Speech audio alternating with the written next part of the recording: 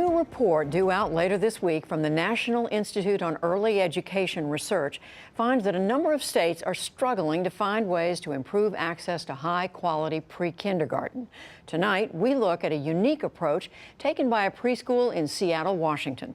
It's giving children life lessons that go beyond the classroom and providing a unique opportunity to seniors. Special correspondent Kat Wise has our report.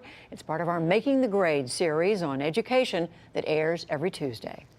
What do you see? A brown bear. A brown bear. Does everybody Mary see a McGovern brown is bear? 95 years old, and one of her favorite things to do is to read to toddlers. And what is that? A bird? A bird. A bird. What color is the bird? Red. Red. Everybody knows that. Luckily for Mary, she doesn't need to go any further than down the hall to find her young friends. Oh, see, look in here as the little kids see that. Oh, yeah. McGovern lives at Providence, Mount St. Vincent, a nursing home in Seattle, Washington that also houses a daycare for children up to 5 years of age. Can you hand out a scarf? Thank you, honey. Thank you. There you go. Oh, thank you very much. Butterfly. Every weekday, 500 residents are joined by 125 children in the facility affectionately called the Mount. Peekaboo. Peekaboo. I see you. Administrator Charlene Boyd. We wanted to create a place for people to come to live and not to come to die. So in 1991, Boyd and other administrators added a high-quality preschool to the nursing home and created an intergenerational learning center, a community for the very old and very young. Why is there this railing here? This railing is here not for the kids, but it's here for residents. And it's a safety piece for a resident in a wheelchair to push themselves up and to hold on and to bring themselves to a standing position and watch the children through the window. So they can stand here and look in. They can stand here and look in. It's putting high quality childcare in a setting that links old and young together. Say, have a nice day. Making the magic between these two ages together, bringing joy to the residents and joy to those young children. It's just like this magical formula that happens every day. Get a high five. There, she knows how to do a high five. Most of them, they're curious about me, why you're here. I tell them I'm here because when I was living in my house, when I got too old, I wasn't always walking straight and sometimes I would fall. And if I fell, I had to have some help to get up because I couldn't get off the floor. I want to hug your baby doll. I think there are things that both parties take away from the interaction. It's not like a lifelong relationship, but just for that moment in time, they're both enjoying each other's company and getting something out of their relationship with that person in that moment. Everyone, give me a hug. Come on. Good hug. All of us have common needs to be recognized. All of us have common need to be loved, and all of us have common needs to share life together.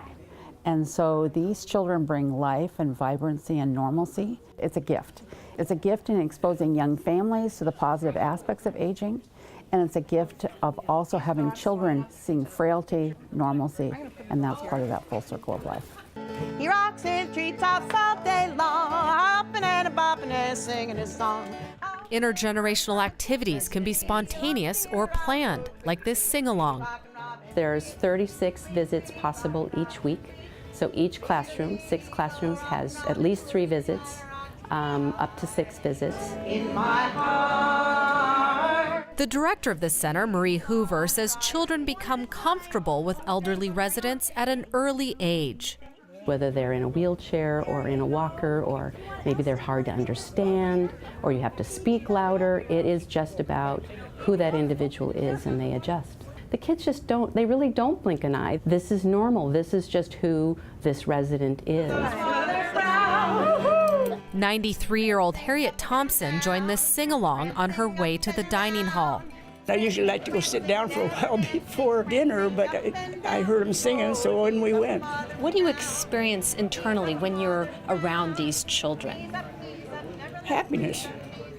Just plain old happiness. You know, yeah. It beats anything else. beats television. Boredom and loneliness are sort of the plagues of older adults. There she goes. There's nothing more delightful than seeing young children with noise, with laughter. You see the residents and then hear the sound of the kids coming down the hall, and it's as though sunlight just came through the window. I'm a great-great-grandmother, but they're in another town. I can't hold my own little girl because she's far away. But this is what makes me so happy. You get to know them and watch them and act silly with them, and it's good to feel like you're 3 years old again. Teachers see similarities in the way these two very different age groups communicate. The brain of a toddler, and as somebody is beginning to have, some signs of dementia, the brains are similar and their development or their decline is similar. That was apparent in this art class, where resident John Goss, a retired surgeon, and 5-year-old William Kranick teamed up as painting partners. This is a jump brush. A giant. Giant, yes. He's operating on my plane, and I'm operating on his plane. And so we have an attachment. He helped me, and we were working together. I used blue, he used blue, and I used green, and he used green. Oh, it's wonderfully fun because things come out of your hand better than your mouth.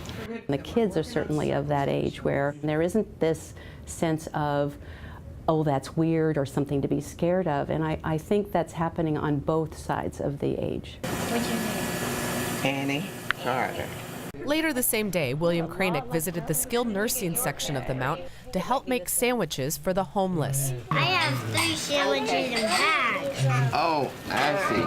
Here, William partnered with 92-year-old Annie Carter. We just talk about our work, just like anybody else on a job.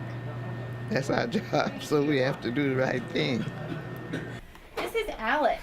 Hi, Alex. How are you? Hi.